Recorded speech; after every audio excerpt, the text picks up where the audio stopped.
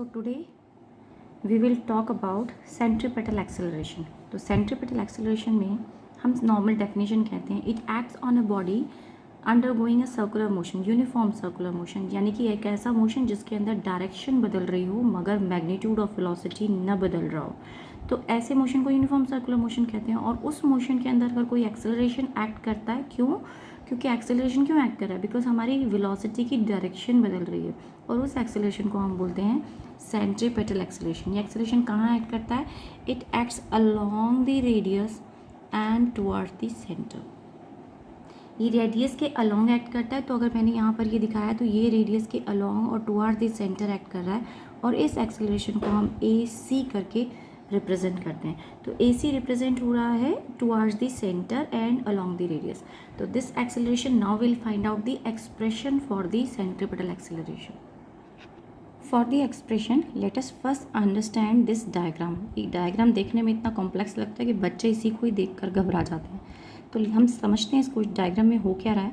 सो एक पार्टिकल था point P1 पे, उसकी वेलोसिटी थी इनिशियल V1। पार्टिकल ने डिस्टेंस कवर किया अलोंग द सर्कुलर पाथ और वो पॉइंट Q पे पहुंच गया, वहाँ उसकी वेलोसिटी हो गई V2। यहाँ पर पॉइंट ये नोट करने वाली बात है कि यहाँ सिर्फ डायरेक्शन बदली है, वेलोसिटी का मैग्नीट्यूड नहीं बदला, तो only the direction is being changed. और यहाँ से यहाँ पहुँचने में जो एंगल ट्रेस हुआ वो कितना था? डेल्टा थीटा, यानी एंगुलर डिस्प्लेसमेंट रेडियस के साथ हो गई।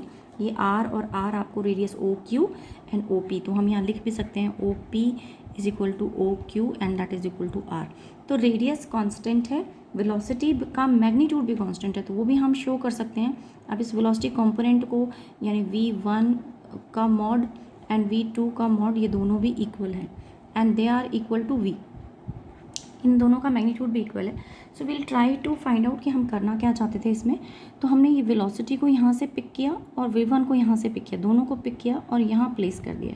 तो v1 जो है ये दिस वाला v1 ये एज इट इज़ यहाँ से लिया है, तो ना हमने इसकी डायरेक्शन चेंज की, इसकी डायरेक्शन कहाँ है? इस डायरेक्शन में, तो इसकी डायरेक्शन नहीं चेंज की, उसको बस यहाँ मैंने प्लेस कर दिया है। सेम ऐसे ही v2 यहाँ से लिया और इसको यहाँ से यहाँ पर प्लेस कर दिया, पिक करके हमने उसको प्लेस कर दिया। वैसे तो मैंने यहाँ पे एक्सटेंडेड दिखाया आपको कि मैंने पीछे की तरफ एक्सटेंड कर दिया, तो एक्सटेंड करके हमने यहाँ पे प्लेस किया है so that they will form a triangle. अगर ये ट्राइंगल फॉर्म करते हैं तो दो साइड्स हो गई ट्राइंगल की, v1 एंड v2, और दोनों साइड्स का मैग्नीट्यूड क्या है? इक्वल। तो हमारा क्वेश्चन आता है कि हम थर्ड साइड निकालें कि वो थर्ड साइड कहाँ होगी। अब क्योंकि एक्सेलरेशन कहाँ ऐड करता था? Towards the centre, centripetal acceleration, तो इसका मतलब यहाँ जो वेलोसिटी आनी चाहिए, भाई ये दोनों वेलोसिटी हैं तो इन दोनों का रिजल्टेंट भी वेलोसिटी होगा, तो वेलोसिटी कहाँ होनी चाहिए? उसकी डायरेक्शन भी इस तरफ होनी चाहिए, टुवर्ड्स द सेंटर होनी चाहिए। तो अब टुवर्ड्स द सेंटर अगर वेलोसिटी और उसको हम नाम दे दें डेल्टा वी, तो हम डेल्टा वी निकालना चाहते हैं कि वो कैसे निकलेगा।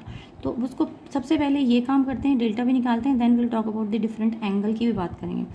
तो हमारे पास एक ट्रायंगुलर रूल होता था जिसमें हम कहते थे अगर दो वेक्टर हैं, दोनों एक ही ऑर्डर में जा रहे हैं, तो रिजल्टेंट क्या होगा? थर्ड ऑर्डर वाला वेक्टर, ये ए है ये बी है, तो ये रिजल्टेंट जो हमें मिला वो तीसरा जो था रिवर्स ऑर्डर वाला वेक्टर था। तो अब यहाँ देखिए ये वेक्टर की डायरेक्शन इधर है और इस डेल्टा वी की डायरेक्शन इस तरफ है, तो ये दोनों तो सेम ऑर्डर में हो गए, तो रिजल्टेंट मिलना चाहिए हमें v2। तो इस ट्राइंगल के लिए अगर मुझे रिजल्टेंट निकालना है फॉर ट्राइंगल ABC, इसके लिए मुझे निकालना है, तो मैं लिख सकती हूँ यूजिंग दिस लॉ। ये क्या था? Triangular law of vector addition, वो मैंने यहाँ अप्लाई किया। तो उसके मुताबिक v1 दिस v1 में अगर हम डेल्टा v, क्योंकि ये दोनों सेम ऑर्डर में हैं, तो हम डेल्टा v को ऐड करेंगे तो आपको v2 मिलेगा। तो v2 मिला, यानी डेल्टा v किसके बराबर हो गया? That is your v2 minus v1। अब आपको लॉजिक भी समझ में आ गया कि मैंने रिप्रेजेंटेशन में पहले उसको डेल्टा v कह दिया, बट एक्चुअली डेल्टा v है क्या? ये डेल्टा v है चेंज, ये v2 माइनस v1, तो ये दोनों के बीच का चेंज है, इसीलिए हम इसको डेल्टा बोल रहे हैं। तो हमारे पास डेल्टा v आ गया, यानी ट्राइंगल हमने जिसे अज्यूम किया था, हमने v1 v2 को पिक किया, यहाँ प्लेस किया, एक ट्राइंगल बनाया, और ट्राइंगल का थर्ड साइड जो थी वो हमें पता चल गई, दैट इज़ डेल्टा v। अब क्वेश्चन उठता है कि हम यहाँ का एंगल निकालें, ये हमें एंगल और मिल जाए तो किसी तरीके से ये दोनों ट्राइंगल, ये वाला ट्राइंगल पर्पस क्या है और ये वाला ट्राइंगल हम इक्वल प्रूव करेंगे। तो पर इक्वल प्रूव करने के लिए हमें ये डेल्टा थीटा भी चाहिए, तो डेल्टा थीटा कहाँ से लाएं? तो हमने क्या किया है कि हमने v2 को पीछे की तरफ एक्सटेंड कर दिया और इधर से v2 को आगे की तरफ फॉरवर्ड डायरेक्शन में एक्सटेंड किया, और हमने ये नोटिस करना है कि यहाँ जो एंगल बन रहा है वो आपका डेल्टा थीटा होगा। अब इसे मेकआउट कर लेते हैं कि कैसे ये डेल्टा थीटा है।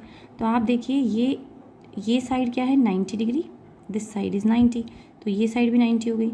सेम इसी तरह से आर के साथ वी का एंगल जो है वो 90 हो गया, तो 90 + 90 is giving you 180।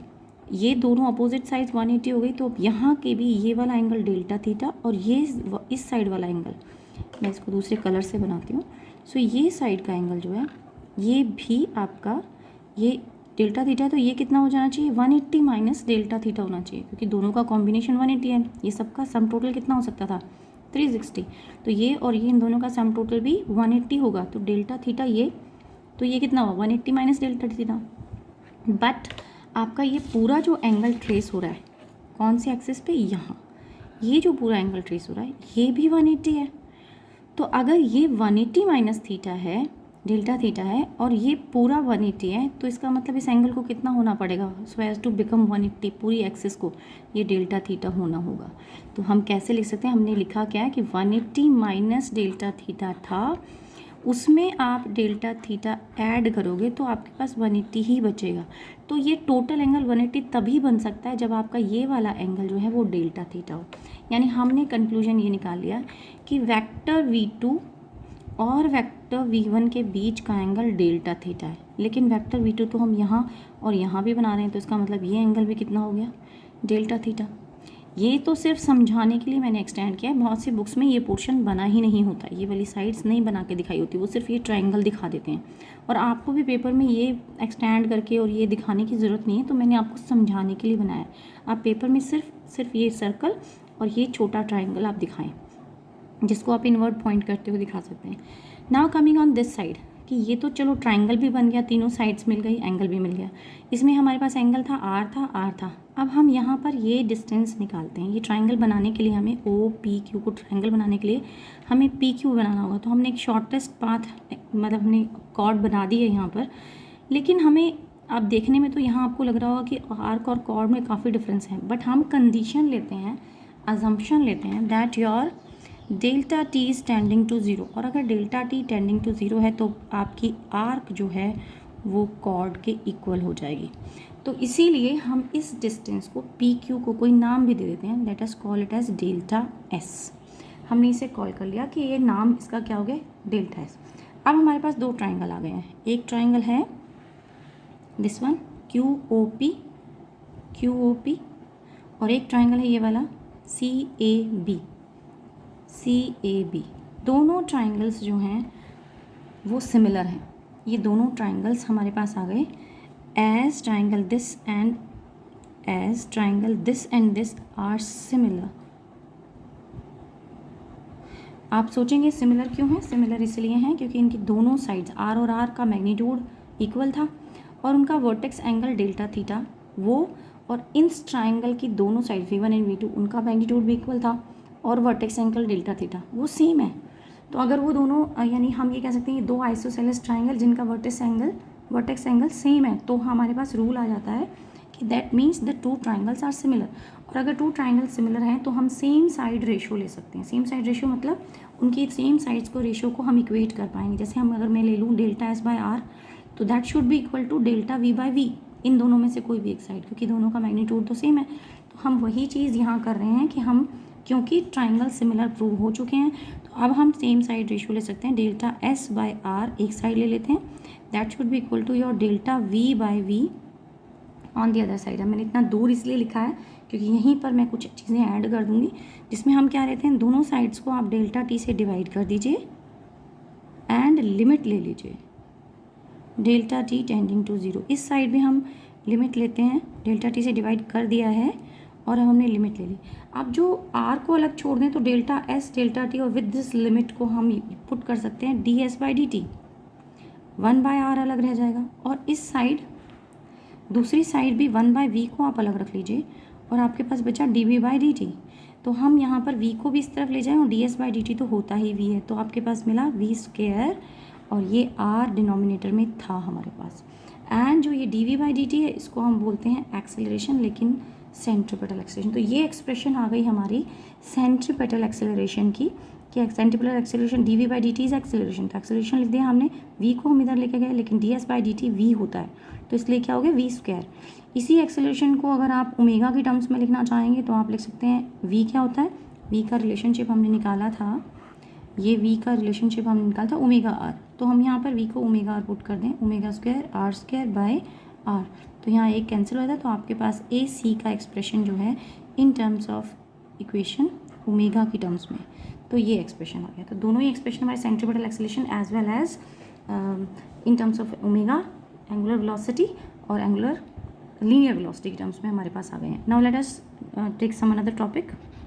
Now take non uniform circular motion. तो अभी तक हमने बात की थी कि मोशन कैसा हो रहा था, यूनिफॉर्म स्पीड के साथ, यानी स्पीड थ्रू आउट कॉन्स्टेंट थी, सिर्फ डायरेक्शन बदल रही थी। लेकिन ऐसा भी हो सकता है कि आपकी डायरेक्शन भी बदले और आपका मैग्नीट्यूड ऑफ वेलोसिटी भी चेंज होता है, यानी कि स्पीड भी बदले और डायरेक्शन भी बदले।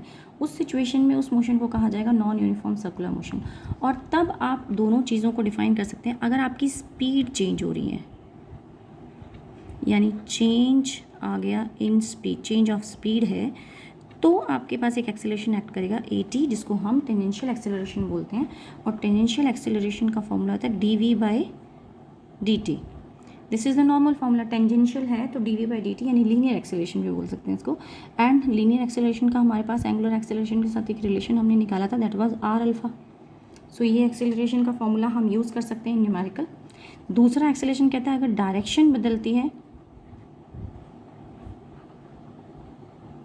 तो डायरेक्शन चेंज के लिए तो अभी हमने बात की, और वो थी आपकी सेंट्रीपिटल एक्सेलरेशन, और उसका फॉर्मूला क्या होता है वी स्क्वायर बाय आर। और अगर आपको इन दोनों का रिजल्टेंट निकालना हो तो AC एक्ट करता है towards the centre, tangential act करेगा टुवार्ड्स द टेंजेंट, और इन दोनों का रिजल्टेंट आपको कहीं बीच में मिलेगा, और वो क्या होगा, that will be equal to AT square plus AC square. ये आपके पास टेंजेंशियल। यहाँ इन केस अगर आपको टेंजेंट थीटा, यानी कि आपको डायरेक्शन भी निकालने को बोला जाए, तो टेंजेंट थीटा किसके बराबर रहता है, ये हो जाएगा आपके पास परपेंडिकुलर अपॉन बेस। तो AC/AT ये आपका परपेंडिकुलर अपॉन बेस आ गया। इसी पर बेस्ड हम 2 न्यूमेरिकल्स देख लेते हैं। यही थोड़े डिफ़िकल्ट होते हैं, वरना डिफ़िकल्ट क्या, समझने में थोड़ा बच्चे को दिक्कत आती है। अदरवाइज़ बाकी सारे इसके स्ट्रेट क्वेश्चंस होते हैं, सिंपल होते हैं, इजी होते हैं, आसानी से आप कर सकते हैं। तो ये क्वेश्चन मैं देखती हूँ, calculate the linear acceleration of a particle moving in a circle of radius इतना।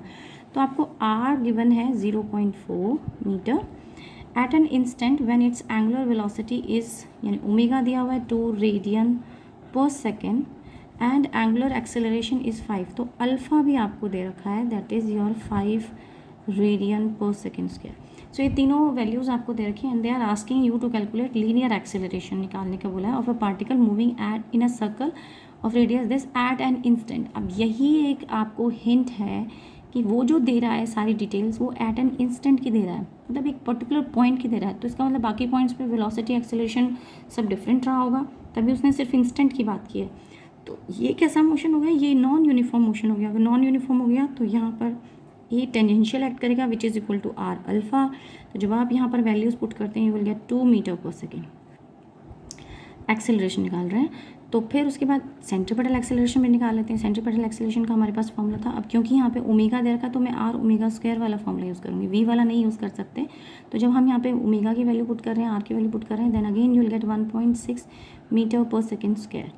लेकिन हमें तो रिजल्टेंट चाहिए, तो रिजल्टेंट क्योंकि उसने मांगा है लीनियर एक्सेलरेशन बताओ, तो linear acceleration will come after resultant. Tangential और सेंट्रीपिटल का रिजल्टेंट निकलेगा तो लीनियर निकलेगा। तो आपने निकाला ए टेंजेंशियल का स्क्वायर कर दिया, AC का स्क्वायर कर दिया and you will get 2.6 metre per second answer आपको मिल जाएगा। Now will find out the direction also. Tangent theta निकालते हैं, वो हमने पिछले केस में भी देखा था, वो होता है AC/AT। तो वो आती है आपको 1.6, यहाँ पुट कर दीजिए, यहाँ पर 2 पुट कर दीजिए, that comes out to be 0. ये 1.6 हमने AC निकाला था वो पुट कर दिया, AT निकाला वो पुट किया एंड देन सॉल्व किया, तो 0.8 you will get an answer. Tangent theta हमने निकाला यानी डायरेक्शन, दोनों चीज़ें मांगी थी उन्होंने। जब भी आपसे एक्सेलरेशन मांगा जाए या कोई भी वेक्टर क्वांटिटी, जैसे यहाँ पे एक्सेलरेशन मांगा उन्होंने, लेकिन एक्सेलरेशन जो होता है वो वेक्टर क्वांटिटी है, तो आपको उसकी दोनों चीज़ें देनी होगी, मैग्नीट्यूड भी एंड डायरेक्शन भी। दूसरा क्वेश्चन देखते हैं, और ये क्वेश्चन है NCERT का 4.31। तो ये क्वेश्चन कहता है the cyclist is riding with speed of 27 kilometre per hour as he approaches the circular turn on the road of radius 80 metre. तो उसने रेडियस दे दिया है हमें, R दिया है 80 मीटर और स्पीड भी दे रखी है। इनिशियल स्पीड जो थी वो 27 किलोमीटर पर आवर थी, जिसको हम चेंज कर लेंगे अभी एंड रिड्यूसेस इट्स स्पीड, तो वो जब वो टर्न पे पहुंचा तो अपनी स्पीड को कम कर लेगा at a constant rate of इतना, तो यानी अल्फ़ा भी दे दिया है उसने, एक्सेलरेशन दे दिया है कि 0.5 मीटर पर सेकेंड पे उसने अपनी स्पीड को कम कर लिया है। लेकिन क्योंकि बात स्पीड चेंज की हो रही है और स्पीड चेंज के लिए जो एक्सेलरेशन आता है उसको हम टेंजेंशियल एक्सेलरेशन बोलते हैं, तो इसे instead of telling it alpha will call it is at AT, क्योंकि टेंजेंशियल एक्सेलरेशन वो एक्सेलरेशन था जो चेंज इन स्पीड की वजह से आया है। तो यहाँ वो बोल रहा है कि जब उसने ब्रेक अप्लाई की, his speed at a constant rate reduce कर लिया उसने, और 0.5 मीटर पर सेकेंड स्क्वायर, ये एक्सेलरेशन की बात हो रही है, metre per second square constant rate पे चेंज हो गई है उसकी वेलोसिटी, तो हमने यहाँ पर ये वैल्यू पुट कर दी है। तो अब हमारे पास टेंजेंशियल एक्सेलरेशन है, वेलोसिटी है, रेट है, मांग क्या रहा है, what is the magnitude and the direction of the net acceleration.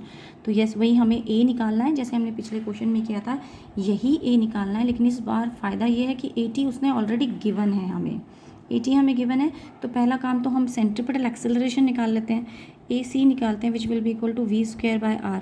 अब रिमेंबर, जब AC होता है तो वो किस केस के अंदर आता है, डायरेक्शन के लिए हम यूज़ करते हैं सेंट्रीपिटल एक्सेलरेशन, और स्पीड चेंज के लिए हम यूज़ कर रहे थे टेंजेंशियल एक्सेलरेशन। तो टेंजेंशियल एक्सेलरेशन तो उसने बोल दिया कि उसने स्पीड चेंज किया at a constant rate this, तो टेंजेंशियल हमें पता चल गया। लेकिन जब डायरेक्शन हम यूज़ करेंगे तो उसकी जो इनिशियल वेलोसिटी गिवन थी वही हम यहाँ अप्लाई करेंगे। तो पहले आप 27 किलोमीटर पर आवर को अगर आप चेंज करें इसको दूसरी फॉर्म में, यानी metre per second square, metre per second में चेंज करें, तो यह आ जाता है 7.5 मीटर पर सेकेंड। मैं डायरेक्ट आंसर्स लिख रही हूँ बट आपको मेथड समझा दिया है। तो अब आपने T एंड AC दोनों को पुट करते हैं to find the resultant which is AT² plus AC², और जो आप आफ्टर कैलकुलेशन आ जाएगा 0.86 metre per second square. Then आपको टेंजेंट थीटा निकालना होगा। तो टेंजेंट थीटा क्या होता था, AC/AT। सेम दोनों क्वेश्चन सिमिलर थे हमारे, और इसमें आपको AC की वैल्यू आपने कैलकुलेट की है यहाँ पे। अच्छा, मैंने की कैलकुलेशन नहीं बताया इसको आपको, तो आप जब इसे कैलकुलेट करके सिंप्लीफाई करेंगे तो आपका AC यहाँ रख देते हैं। तो AC का जो आंसर आ रहा है वो आ रहा है 0.7 मीटर पर सेकेंड स्क्वायर। तो जहाँ AC का जो आंसर है वो 0.7 ऊपर पुट कर दें, 0.5 आपको गिवन था, दोनों पुट किए, सॉल्व किए, तो आपका आंसर है था 1.4। एज इट इज़ छोड़िए थीटा को, चाहो तो ज़्यादा से ज़्यादा आप theta is equal to tangent inverse of 1.4 लिख सकते हैं, फर्दर सॉल्व करने की ज़रूरत नहीं है। थीटा हम नहीं मांगते हैं, हम इतनी ही एक्सप्रेशंस मांगते हैं। मेनली फिजिक्स के अंदर इतना भी दे देता है बच्चा तो उसको पूरे फुल मार्क्स मिलते हैं। तो आज की क्लास के लिए इतना ही। नेक्स्ट क्लास में हम कुछ NCERT क्वेश्चंस करेंगे और वो शायद लास्ट वीडियो होगा इस पर्टिकुलर चैप्टर का। Thank you.